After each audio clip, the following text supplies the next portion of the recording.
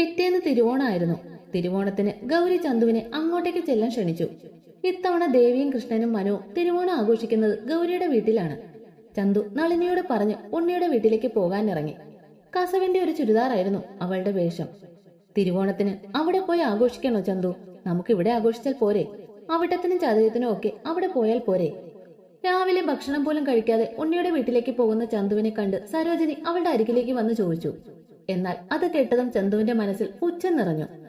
ഈ പറഞ്ഞ ആഘോഷങ്ങളിലൊക്കെ ചന്തുവിന് അംഗീകാരം കിട്ടിത്തുടങ്ങിയിട്ട് 2-3 വർഷമല്ലേ ആയിട്ടുള്ളൂ അമ്മായി. അതിനു മുന്നേ ഇതേപോലെയുള്ള ആഘോഷങ്ങൾക്കൊക്കെ എന്റെ അവസ്ഥ പട്ടിണിയായിരുന്നു. അതൊന്നും ആരും മറന്നിട്ടില്ലല്ലോ അല്ലേ? അന്ന് വിശന്ന് വലഞ്ഞു നിന്ന എനിക്ക് ഒരു പിടി അന്നം തന്നത് ഗൗരി അമ്മായിയാണ്. അതുകൊണ്ട് തന്നെ ഇന്നത്തെ ആഘോഷത്തിന് ഞാൻ അവരുടെ ഒപ്പം തന്നെ ആയിരിക്കും. അതും പറഞ്ഞുകൊണ്ട് ചന്തു അവിടെ നിന്നും പോയി. ഒരു നിമിഷം അവളുടെ വാക്കുകൾ കേട്ട് സരോജിനിയും ഭാനുവും ഗിരിജയും സങ്കടത്തോടെ നിന്നു. നിങ്ങൾ ഇങ്ങനെ തലതാഴ്ത്തി നിന്നിട്ട് ഒരു കാര്യവുമില്ല. എന്റെ ഭാര്യയുടെയും ആ മിനി എന്ന് പറയുന്നവളുടെയും വാക്കും കേട്ട് ആ പോയവളെ വേദനിപ്പിക്കാൻ നിങ്ങൾക്ക് മത്സരമായിരുന്നല്ലോ. അപ്പോൾ ഇതൊക്കെ ആലോചിക്കണമായിരുന്നു. അവളെ എങ്ങനെയൊക്കെ വേദനിപ്പിക്കാമോ അങ്ങനെയൊക്കെ വേദനിപ്പിച്ച് അവസാനം സ്നേഹം കൊണ്ട് ചെന്നിട്ട് ഒരു കാര്യവുമില്ല. അനുഭവിച്ച വേദനകളൊക്കെ മറന്ന് നിങ്ങളോട് പെരുമാറാൻ അവർക്ക് കാലങ്ങൾ വേണ്ടിവരും. ചന്തു പറഞ്ഞ വാക്കുകൾ കേട്ടുകൊണ്ടുവന്ന ഹരി അവരെ നോക്കി പറഞ്ഞു. അതിനവർക്ക് 3 പേർക്കും മൗനമായി നിൽക്കാനേ സാധിച്ചുള്ളൂ. ചന്തു അപ്പോൾ തന്നെ ഉണ്ണിയുടെ വീട്ടിലെത്തി. ദേവിയും ഗൗരിയും അടുക്കളയിൽ ഉച്ചയ്ക്കുള്ളത് തയ്യാറാക്കുകയായിരുന്നു. ചന്തു ഗൗരിയുടെ പിന്നിൽ വന്നു നിന്ന് അവളെ കെട്ടിപ്പിടിച്ചു. എന്റെ ചന്തുക്കുട്ടി എത്തിയോ? ഞാനാണെന്ന് അമ്മായിക്ക് എങ്ങനെ മനസ്സിലായി? ഗൗരി ചോദിച്ചത് കേട്ട് ചന്തു ചോദിച്ചു. നീ അല്ലാതെ ആരാടി എന്നെ എങ്ങനെ വന്നു കെട്ടിപ്പിടിക്കുന്നത്?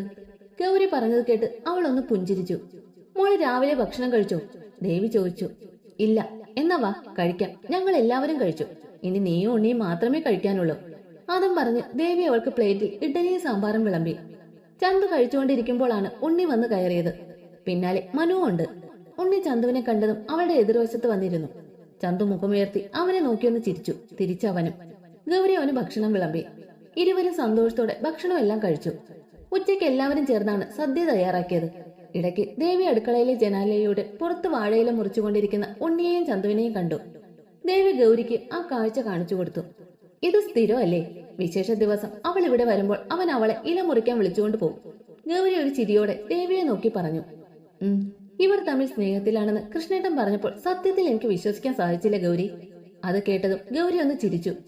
അല്ല ഗൗരി, ഈ കാര്യം സോമനോ ഭാർഗവനോ അറിഞ്ഞാൽ എന്താ? ഒരു കുഴപ്പവുമില്ല. ദേവി ചോദിച്ചത് കേട്ട് ഗൗരി ഒന്ന് ആലോചിച്ചുകൊണ്ട് പറഞ്ഞു. എന്നങ്ങനെ ഉറപ്പിക്കാൻ പറ്റില്ല ഗൗരി. ഇപ്പോഴത്തെ അവരുടെ സ്ഥിതി അറിയാലോ. അവർ സമ്മതിക്കില്ല എന്ന് നമുക്ക് നന്നായിട്ട് അറിയാലോ. അത് മാത്രമല്ല, ഈ കാര്യം കേട്ടാൽ ഉടനെ ആ സോമൻ ബഹളം വെക്കാൻ തുടങ്ങും. അടുത്ത നിമിഷം ഏറ്റവും വൃത്തികെട്ട ഒരു ആലോചന അവൾക്ക് വേണ്ടി കൊണ്ടുവന്ന് ആ കല്യാണം നടത്താനും നോക്കും. ദേവി പറഞ്ഞു. അങ്ങനെ ഒന്നും നടക്കില്ല ദേവി. സോമൻ എത്ര ബഹളം വെച്ചാലും ശരി, ഇനി ചന്തുവിന്റെ കാര്യത്തിൽ അയാൾക്ക് ഒരു അവകാശവും ഇല്ല. മാത്രമല്ല, വിവരം അറിയുന്ന നിമിഷം തറവാട്ടമായി കല്യാണം നടത്താൻ മുന്നിട്ടിറങ്ങുക തന്നെ ചെയ്യും. കാരണം അവർക്ക് ചന്തുവിന്റെ സന്തോഷമാണ് വലുത്. പിന്നെ ഇപ്പോഴത്തെ സാഹചര്യത്തിൽ എന്റെ മോൻ അവളെ വിളിച്ചിറക്കിക്കൊണ്ട് വരാൻ അറിയാഞ്ഞിട്ടല്ല, അവളുടെ പഠിത്തം ആലോചിച്ചിട്ടാണ് അവൻ അങ്ങനെ ഒരു സാഹസം കാണിക്കാത്തത്. അവളുടെ പഠിത്തം കഴിഞ്ഞ് നല്ലൊരു ജോലിയായ ഞാൻ അവന് വേണ്ടി ആമനൂർ തറവാട്ടിലേക്ക് പെണ്ണാലോചിച്ച് ചെല്ലും, ഗൗരി ഉറപ്പോടെ പറഞ്ഞു. ആ നിമിഷം എന്തുകൊണ്ടോ ഒരേ സമയം ദേവിയുടെ മനസ്സിൽ സന്തോഷവും സങ്കടവും തോന്നി. തന്റെ മകളെക്കാൾ യോഗ്യതയുള്ളവളെയാണ് അവന് കിട്ടിയതെന്ന സന്തോഷവും, തന്റെ മകൾക്ക് അവനെ കിട്ടാനുള്ള യോഗ്യതയും അർഹതയും ഇല്ലല്ലോ എന്നോർത്ത് സങ്കടവും. ആ ചിന്തയെ ദേവി ഒന്ന് നിശ്വസിച്ചു പോയി. അവൻ അവളെ ഇഷ്ടമാണെന്ന് അവൻ നിന്നോട് പറഞ്ഞിട്ടുണ്ടോ ഗൗരി? ദേവി ചോദിച്ചു. അവനും അവളും എന്നോട് പറഞ്ഞിട്ടില്ല. നിന്റെ മകനാ എന്നോട് പറഞ്ഞത്. രണ്ടും കണ്ണടച്ച് പാല് കുടിക്കുക. ഒരു ദിവസം നമുക്ക് രണ്ടിനെ കൈയോടെ പിടിക്കാം. ഗൗരിയും ദേവിയും പരസ്പരം പറഞ്ഞുകൊണ്ട് ചിരിച്ചു. അങ്ങനെ ഉച്ചയ്ക്കുള്ള ഊണ് തയ്യാറാക്കിക്കൊണ്ടിരിക്കുകയായിരുന്നു എല്ലാവരും. ചന്തു ഉപ്പേരിക്ക് പച്ചക്കറി അരിഞ്ഞുകൊണ്ടിരിക്കുകയാണ്. ഉണ്ണി അവൾക്കെതിരെ ഇരുന്ന് അവിയലിനുള്ളത് അരിയുന്നുണ്ട്. ആ സമയം മനു വളരെ സന്തോഷത്തോടെ അടുക്കളയിലേക്ക് വന്നു. പിന്നാലെ കൃഷ്ണനും ഉണ്ട്. അതെ ഗൗരിയമ്മേ, അറിഞ്ഞോ? നിങ്ങളുടെ ഏട്ടൻ മിക്കവാറും തൂങ്ങും. എന്താ? മനു പറഞ്ഞത് കേട്ട് ഗൗരി ചോദിച്ചു. ഗംഗാധരന്റെ കടയ്ക്ക് തീ പിടിച്ച് അയാൾക്ക് ഇൻഷുറൻസ് 25 ലക്ഷം രൂപ കിട്ടിയില്ലേ? കൃഷ്ണൻ ചോദിച്ചത് ഗൗരി അതേ എന്ന രീതിയിൽ തലയാട്ടി. എന്നാൽ ആ കടയ്ക്ക് തീ വെച്ചത് അവൻ തന്നെയാണ്. ആർഭാടമായി ജീവിക്കാൻ അവൻ ചെയ്ത പണി. ഇൻഷുറൻസ് തുക കിട്ടാൻ ഗംഗാധരൻ തന്നെ സ്വന്തം കട കത്തിച്ചു. അത് കേട്ടത് ഗൗരിക്ക് പ്രത്യേകിച്ച് അത്ഭുതമൊന്നും തോന്നിയില്ല. ഇതൊക്കെ നിങ്ങളെങ്ങനെ അറിഞ്ഞു? ദേവി ചോദിച്ചു. അതല്ലേ അമ്മേ രസം. ഇൻഷുറൻസുകാർ ഈ കാര്യം അറിഞ്ഞു. ഏതോ ഒരാൾ അവർക്ക് അതിന്റെ വീഡിയോ പെൻഡ്രൈവിലാക്കി ഓഫീസിലേക്ക് അയച്ചു കൊടുത്തു. അത് കണ്ട് അവർ അന്വേഷിച്ചപ്പോഴാണ് കാര്യം സത്യമാണെന്ന് പിടികിട്ടിയത്. ഇപ്പോൾ അയാൾക്കെതിരെ കേസ് ഫയൽ ചെയ്തിരിക്കുക. ഇനി അയാൾക്ക് കുറച്ചുനാൾ കേസിന്റെ പിന്നാലെ നടക്കേണ്ടി വരും. മനു പുച്ഛത്തോടെ പറയുമ്പോൾ ഉണ്ണി മുഖം കുനിച്ചിരുന്ന് ചിരിക്കുന്നുണ്ടായിരുന്നു. അവന്റെ ആ ചിരി കണ്ടതും ചന്തുവിന് ഒരു നിമിഷം സംശയം തോന്നാതിരുന്നില്ല. തന്നെ സംശയത്തോടെ നോക്കുന്ന ചന്തുവിനെ കണ്ടതും ഉണ്ണിയും ഒന്ന് പതറി. ഇതൊന്നും അല്ല മനു, ഇനിയും അയാൾക്ക് കിട്ടാനിരിക്കുന്നതേയുള്ളൂ. മനസ്സുകൊണ്ട് അത്രയും അയാളെ ഞാൻ ശപിച്ചിട്ടുണ്ട്. എന്റെ മോന്റെ അവസ്ഥ കണ്ട് പൊട്ടിച്ചിരിച്ചവരാ, അനുഭവിക്കാൻ കിടക്കുന്നതേയുള്ളൂ. ഗൗരി വല്ലാത്തൊരു അമർഷത്തോടെ പറഞ്ഞു. ഇതേ അവസ്ഥ തന്നെയായിരിക്കും ദാക്ഷായണി തള്ളയ്ക്കും എന്റെ പെങ്ങൾക്കും വരാൻ പോകുന്നത്. അതും അമ്മയും അച്ഛനും ഇതേപോലെ കാണും. ഞങ്ങളും അത് പ്രതീക്ഷിക്കുന്നുണ്ട്. മനു പറഞ്ഞത് കേട്ട് കൃഷ്ണൻ എന്തോ ഒന്ന് ഓർത്തുകൊണ്ട് പറഞ്ഞു. അങ്ങനെ ഉച്ചയ്ക്ക് എല്ലാവരും സദ്യ വിളമ്പി കഴിക്കാനിരുന്നു. എല്ലാവരും കഴിച്ചു കഴിഞ്ഞ് കൈ കഴുകാൻ പോയപ്പോൾ ചന്തുവിന്റെ അടുത്തിരുന്ന ഉണ്ണി തന്റെ ഇലയിലുണ്ടായിരുന്ന കായ് വറുത്തത് ചന്തുവിന്റെ വായിലേക്ക് വെച്ചു കൊടുത്തു. പെട്ടെന്നായതുകൊണ്ട് ചന്തു ഒന്ന് ഞെട്ടിപ്പോയി. അവൾ ഉണ്ണിയെ നോക്കിയതും അവൻ അവളെ നോക്കി ഒന്ന് കണ്ണു ചിമ്മി കാണിച്ചു. ചന്തു ഒരു പുഞ്ചിരിയോടെ അവനെ നോക്കി. ശേഷം ഇലയും എടുത്ത് പുറത്തേക്ക് നടന്നു. ഉണ്ണി ഇല കളഞ്ഞ ശേഷം കൈ കഴുകാൻ വന്നപ്പോൾ പിന്നാലെ ചന്തുവും വന്നു. അയാൾക്കിട്ട് പണി കൊടുത്തത് ഉണ്ണിയേട്ടനല്ലേ? യാതൊരു മുഖവുരയും കൂടാതെ ചോദിച്ചതും അവനൊന്ന് പുച്ഛിച്ചു. എന്റെ അമ്മയെ പൊട്ടിയാക്കി കബളിപ്പിച്ച അയാൾക്കിട്ട് ഞാൻ ഇത്രയെങ്കിലും ചെയ്യണ്ടേ? അവൻ അതേ പുച്ഛത്തോടെ തന്നെ ചോദിച്ചു. ഉണ്ണിയേട്ടൻ ഈ കാര്യം നേരത്തെ തന്നെ അറിയാമായിരുന്നോ? അന്ന് അയാൾ കട കത്തിക്കുമ്പോൾ തൊട്ടപ്പുറത്തെ ബിൽഡിങ്ങിൽ ഞാനും ഉണ്ടായിരുന്നു.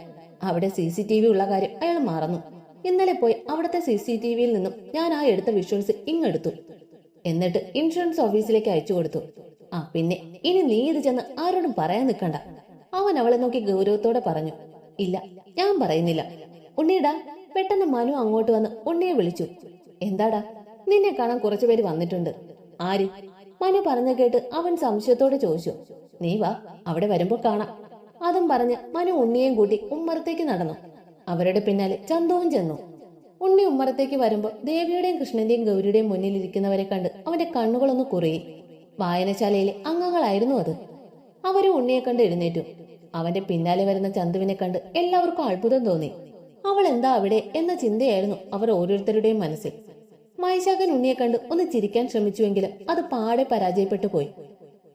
എന്താ എല്ലാവരും കൂടെ ഇവിടെ? ഉണ്ണി അവരെ നോക്കി ഗൗരവത്തോടെ ചോദിച്ചു. ഉണ്ണി, ഞങ്ങൾക്ക് തന്നോട് കുറച്ച് കാര്യങ്ങൾ സംസാരിക്കാനുണ്ട്. മാധവൻ പറഞ്ഞു തുടങ്ങി. അതിനു മുമ്പ് എനിക്ക് നിങ്ങളോട് കുറച്ച് കാര്യങ്ങൾ പറയാനുണ്ട്. ഉണ്ണി പറഞ്ഞത് കേട്ട് എല്ലാവരും അവനെ ഒന്ന് നോക്കി. അടുത്ത മാസം എനിക്കല്ലേ ചിട്ടി? ആ പണം എടുത്തിട്ട് അതോടുകൂടി ഞാൻ ചിട്ടി ക്ലോസ് ചെയ്യുവാണ്. ഞാനും. ഉണ്ണി പറഞ്ഞു കഴിഞ്ഞതും മനുവും പറഞ്ഞു. അവർ ഇരുവരും പറഞ്ഞത് കേട്ട് മാധവനും വൈശാഖനും പരസ്പരം നോക്കി. അതിപ്പോൾ ഇത്ര പെട്ടെന്ന് ഇങ്ങനെ ഒരു തീരുമാനം വേണോ ഉണ്ണി? ഇപ്പൊ നമുക്കിടയിലുള്ള പ്രശ്നം നമുക്ക് പറഞ്ഞു തീർക്കാവുന്നതല്ലേ ഉള്ളൂ. നിന്റെ കാര്യത്തിൽ വൈശാഖന് തെറ്റുപറ്റി. അവനതിൽ നല്ല കുറ്റബോധവും ഉണ്ട്. മാധവൻ അവനെ പറഞ്ഞു മനസ്സിലാക്കാൻ ശ്രമിച്ചു. മാധവേട്ട, നമ്മൾ ഒരാൾക്കൊപ്പം നിൽക്കുന്നത് എന്തുകൊണ്ടാണെന്നറിയോ? വിശ്വാസം കൊണ്ട്. ആ വിശ്വാസം ഒരിക്കൽ തകർന്നു കഴിഞ്ഞാൽ അത് പിന്നെ എത്ര ചേർക്കാൻ നോക്കിയിട്ടും കാര്യം ഉണ്ടാകില്ല. ഏച്ചു കെട്ടിയ മുഴച്ചു കെട്ടിയ പോലെ ഇരിക്കും എന്ന് പറയുന്നത് പോലെ ആകും. ഇയാളെ ഞാൻ എന്നും ഒരു സഹോദരനെ പോലെ കണ്ടിട്ടുള്ളൂ. സ്കൂളിൽ പഠിക്കുന്ന കാലം മുതൽ എനിക്ക് ഇയാളെ അറിയാം. വിശ്വാസമായിരുന്നു എനിക്ക്. എന്റെ കയ്യിൽ ഉണ്ടായിട്ടല്ല ഞാൻ മാസാമാസം ആ ചിട്ടിക്ക് വേണ്ടി പണം അടച്ചുകൊണ്ടിരുന്നത്. ഇയാളോടുള്ള വിശ്വാസം. പക്ഷെ എനിക്ക് തെറ്റുപറ്റി. ഞാൻ കാണിച്ച ആത്മാർത്ഥതയും സ്നേഹവും വിശ്വാസവും ഒന്നും തിരിച്ചിങ്ങോട്ടുണ്ടായില്ല. അന്ന് ഇയാൾ എന്നോട് പറഞ്ഞ ഒരു കാര്യമുണ്ട്. എന്റെ നെഞ്ചിനെ തകർത്ത വാക്കുകൾ. ഇവനെ സഹായിക്കേണ്ട ആവശ്യം എനിക്കെന്താ? ഇവൻ എന്റെ ആരാ? 4 നേരം തിന്നാൻ കിട്ടാതെ തെണ്ടി തിരിഞ്ഞു നടന്ന ഇവനോടുള്ള സഹതാപം കൊണ്ട് മാത്രമാണ് ഇയാൾ എന്നെ കൂടെ കൂട്ടിയത്. അവന്റെ പുച്ഛത്തോടെയുള്ള ഓരോ വാക്കുകളും വൈശാഖിന്റെ ശ്വാസം മുട്ടുന്നത് പോലെ തോന്നി. ഉണ്ണി, ഞാൻ... വൈശാഖൻ എന്തോ പറയാൻ വന്നതും അവൻ കൈ ഉയർത്തി അതിനെ തടഞ്ഞു. വേണ്ട, മാപ്പ് ചോദിക്കാനാണെങ്കിൽ എനിക്ക് കേൾക്കണ്ട. അതുകൊണ്ടൊന്നും നിങ്ങൾ പറഞ്ഞ വാക്കുകൾ എന്റെ മനസ്സിൽ നിന്ന് പോകില്ല. അവൻ പറഞ്ഞതും വൈശാഖൻ ദയനീയമായി മാധവനെ നോക്കി. അയാളും നിസ്സഹായനായിരുന്നു. പിന്നെ മാധവേട്ടാ, ഓണപരിപാടിക്ക് തരാൻ എന്റെ കയ്യിൽ ഒന്നുമില്ല. അറിയാലോ, കടത്തിൽ നിന്ന് കര കയറിയിട്ടില്ല ഞാൻ. പിന്നെ എനിക്ക് ആ 10 ലക്ഷത്തിന്റെ ആവശ്യമുണ്ട്. അത് കഴിഞ്ഞ് ചിട്ടി അടയ്ക്കാനുള്ള പണം എന്റെ കയ്യിലുണ്ടാവില്ല. ഉള്ളത് കിട്ടിയിട്ട് വേണം പണയം വെച്ച വസ്തു തിരിച്ചെടുത്തു കൊടുക്കാൻ. ഇനി എനിക്ക് ഒന്നിൽ നിന്ന് തന്നെ തുടങ്ങണം. അതുകൊണ്ട് വായനശാലയുടെ ഒരു കാര്യത്തിലും എനിക്കിനി വരാൻ കഴിയുമെന്ന് തോന്നുന്നില്ല. ഉണ്ണി ഗൗരവത്തോടെ പറഞ്ഞു നിർത്തി. ഉണ്ണി, നിന്റെ മനസ്സിൽ ഇപ്പോൾ എന്താണെന്ന് എനിക്ക് ഊഹിക്കാൻ സാധിക്കും. നിന്നെ ഞാൻ നിർബന്ധിക്കില്ല. നിനക്ക് എന്തെങ്കിലും അങ്ങോട്ട് തിരിച്ചു വരണമെന്ന് തോന്നിയാൽ നീ വരണം. പിന്നെ കാലത്തിനും വായിക്കാൻ സാധിക്കാത്ത മുറിവുകളൊന്നും ഇല്ലല്ലോ. അയാൾ പറഞ്ഞതിന് ഉണ്ണി മറുപടിയൊന്നും പറഞ്ഞില്ല. ഞങ്ങൾ എന്നാൽ ഇറങ്ങുക. അതും പറഞ്ഞുകൊണ്ട് അവർ പോകാൻ ഇറങ്ങി. പോകുന്നതിന് മുമ്പ് വൈശാഖൻ ഉണ്ണിയുടെ മുന്നിൽ വന്ന് നിന്നു. ഉണ്ണി, ഇപ്പോൾ എന്റെ വാക്കുകളൊന്നും നിന്റെ മനസ്സിൽ ഞാൻ കാരണം ഉണ്ടായ മുറിവിന് പരിഹാരം ആവില്ല എന്ന് എനിക്കറിയാം. എന്നാലും പറയുക, മാപ്പ്. എന്തെങ്കിലും നിനക്കെന്നോട് ക്ഷമിക്കാൻ തോന്നിയ ക്ഷമിക്കേ. അതും പറഞ്ഞുകൊണ്ട് വൈശാഖൻ അവിടെ നിന്ന് പോയി. അങ്ങനെ വീണ്ടും ദിവസങ്ങൾ കടന്നുപോയി. ഓണം കഴിഞ്ഞിട്ടും സരോജനയും ഗിരിജയും ഒന്നും തിരിച്ചു പോയിട്ടില്ല. കുട്ടികൾക്ക് ഓണാവധി ആയതുകൊണ്ട് തന്നെ അവർ കുറച്ചു ദിവസം കൂടി നിന്നിട്ടേ പോകുന്നുള്ളൂ എന്ന് തീരുമാനിച്ചിരുന്നു. പിന്നെ വാമനൂർ തറവാട്ടിലേക്ക് തന്റെ മകൻ തിരിച്ചു വന്നതറിഞ്ഞ് ഓമന തിരികെ എത്തി. താൻ വന്നിട്ടും തന്റെ മകൻ തന്നോടൊരു വാക്കും മിണ്ടാത്തതിൽ അവർക്ക് ദേഷ്യം തോന്നി. താൻ ഒരാൾ ഇവിടെ ഉള്ളതായി പോലും അവൻ ഭാവിക്കുന്നില്ല. എന്തിന് താൻ അവനോട് എന്ത് ചോദിച്ചാലും പറഞ്ഞാലും അതിനൊക്കെ അവഗണന മാത്രം. ഇതൊക്കെ കണ്ട് സരോജനയും ഗിരിജയും ഓമനയെ നോക്കി പുച്ഛിച്ചു. അത് കാണുമ്പോൾ ഓമന ദേഷ്യം കയറി അവരോട് പോരിഞ്ഞു ചെല്ലും. അങ്ങനെ ചെറിയ വഴക്കൽ തുടങ്ങി പിന്നെ അത് വലിയ പോരിൽ അവസാനിക്കും. ഇതൊക്കെ കാണുമെന്നല്ലാതെ ചന്തു അതിൽ ഒന്നിലും ഇടപെടാറില്ല. പരസ്പരം വഴക്കിടുന്ന അവരെ ഒന്ന് നോക്കിക്കൊണ്ട് ചന്തു തന്റെ മുറിയിൽ കയറി വാതിലടയ്ക്കും. അന്നൊരു ദിവസം രാത്രി ഭക്ഷണം കഴിക്കാൻ പോകുമ്പോഴാണ് സോമന്റെ മുറിയിൽ നിന്നും ഭാനുവിന്റെ കരച്ചിൽ കേൾക്കുന്നത്. കള്ളു കുടിച്ചു വന്ന സോമൻ അവരെ ചീത്ത വിളിക്കുവാണ്. സോമൻ ഭാനുവിന്റെ കഴുത്തിൽ കുത്തിപ്പിടിച്ച് അവരെ ചുവരിനോട് ചേർത്ത് നിർത്തി. എത്ര കാലത്ത് എന്റെ സ്വപ്നമായിരുന്നെന്ന് അറിയോടി നിന്റെ ആ പുന്നാരമോള് നശിപ്പിച്ചു കളഞ്ഞത്. കൊല്ലുമടി ഞാൻ അവളെ. ആ സ്ഥലം കിട്ടും വിചാരിച്ച് അതിനു വേണ്ടി എത്ര ലക്ഷം രൂപയാണെന്നറിയോ ഞങ്ങൾ പൊടിച്ചു കളഞ്ഞത്. എന്തിന് ആ തന്തയില്ലാത്തവനെ അകത്താക്കാൻ വേണ്ടി ഗൗരിയെ വിളിച്ച് വേണ്ടാതിനെ പറയാൻ വരെ ആളെ ഏർപ്പാടാക്കിയിരുന്നു. എന്നിട്ട് എല്ലാം അവസാനം കൊണ്ടുപോയി ആ നാശം പിടിച്ചവൾ കളഞ്ഞില്ലേ. ഭാനുവിനെ തള്ളിയിട്ടുകൊണ്ട് സോമൻ അലറി. ഭാനു ഒന്നിനും പ്രതികരിക്കാതെ അയാളുടെ പ്രഹരങ്ങൾ ഏറ്റുവാങ്ങിക്കൊണ്ടേയിരുന്നു. അയാൾ പിന്നെയും മദ്യം കുടിച്ചുകൊണ്ട് ഭാനുവിനെ തല്ലുകയും ഓരോന്ന് പറയുകയും ചെയ്തുകൊണ്ടിരുന്നു. ശേഷം ബോധമില്ലാതെ കട്ടിലിൽ ചെന്ന് കിടന്നു. ഭാനു ഒരു ഭാഗത്തിരുന്ന് കരഞ്ഞുകൊണ്ടിരുന്നു. ചന്തു തിരിച്ച് തന്റെ മുറിയിലേക്ക് ചെന്ന് ഫോൺ എടുത്ത് ഉണ്ണിയുടെ നമ്പറിലേക്ക് കോൾ ചെയ്തു. ഹലോ, ഗൗരിയമ്മയെ വിളിച്ച് തോന്നിവാസം പറഞ്ഞത് ആരാണെന്ന് ഉണ്ണിയേട്ടനെ അറിയണ്ടേ? മറുവശത്ത് നിന്ന് ഉണ്ണി കോൾ എടുത്തതും യാതൊരു മുഖവരെയും കൂടാതെ അവൾ ചോദിച്ചു. പിറ്റേന്ന് വാമനൂർ തറവാട്ടിന്റെ മുറ്റത്ത് ഉണ്ണിയുടെ പിക്കപ്പ് വന്ന് നിന്നു. വണ്ടിയിൽ നിന്ന് മനുവും ഉണ്ണിയും ഇറങ്ങി. അവൻ മുണ്ട് മടക്കി കുത്തിക്കൊണ്ട് വർദ്ധിച്ച ദേഷ്യത്തോടെ അകത്തേക്ക് നോക്കി അലറി. ഡോ സോമദാസ, ഇറങ്ങി വാടാ. ഉണ്ണിയുടെ ശബ്ദം കേട്ട് സോമനും ആദ്യം സംശയത്തോടെ ഇറങ്ങി വന്നു. ഉണ്ണിയെ കണ്ടതും അയാളും മകനും ഒന്ന് പുച്ഛിച്ചു. എന്താടാ നീയൊക്കെ എന്റെ വീട്ടുമുറ്റത്ത്? അയാൾ പുച്ഛത്തോടെ ചോദിച്ചു തീരും മുന്നേ അയാളെ കണ്ട ഉണ്ണി അയാളുടെ ഷർട്ടിൽ കുത്തി പിടിച്ചുകൊണ്ട് അയാളുടെ ചെകിട് നോക്കി ഒന്ന് പൊട്ടിച്ചു. ഒരു നിമിഷം സോമന് തന്റെ മുഖത്തിന്റെ പാതി കരിങ്കല്ലിൽ ചെന്നിടിച്ചതുപോലെ തോന്നി. ആ ഭാഗം മുഴുവൻ അയാൾക്ക് മരവിച്ചു പോയി.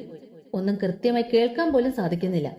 പിന്നാലെ ഈ രംഗം കണ്ടുകൊണ്ടാണ് ബാക്കിയുള്ളവർ ഇറങ്ങി വന്നത്. ഉണ്ണി സോമനെ നിലത്തു നിർത്താതെ തല്ലി ചതച്ചുകൊണ്ടിരുന്നു.